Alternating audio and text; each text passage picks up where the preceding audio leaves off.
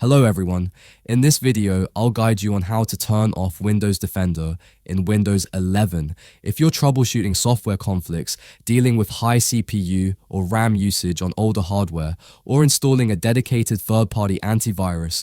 Then disabling Windows Defender may help fix those issues.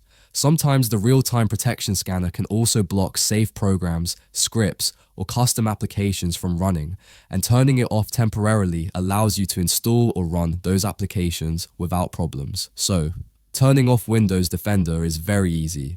Just go to Windows Search, type Windows Security, and open it. In Windows Security, go to the Virus and Threat Protection tab, then scroll down a little and click on Manage Settings. Here you'll see real-time protection turned on. Simply toggle it off to disable the real-time protection temporarily.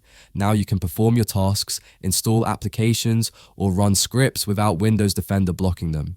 You can turn it back on anytime you want, and it will also automatically enable again after restarting your system. But if you want to install a third-party antivirus and permanently disable Windows Defender, that's also very easy. To permanently turn it off, we need to make a few changes in the Registry Editor. So open the Run window by pressing Windows plus R and type Regedit and press Enter. In the Registry Editor window, on the left-hand side, expand H key local machine, then expand Software. Now scroll down a little, find Policies and expand it.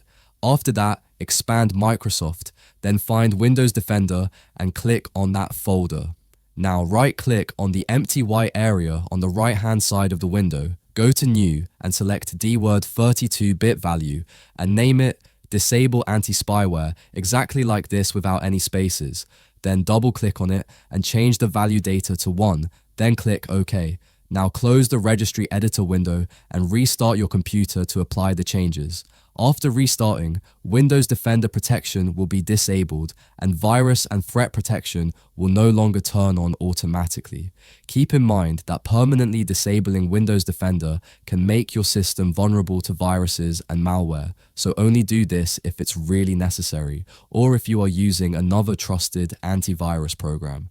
If this video helped you turn off Windows Defender, let me know in the comments. Thanks for watching and I'll see you in the next video.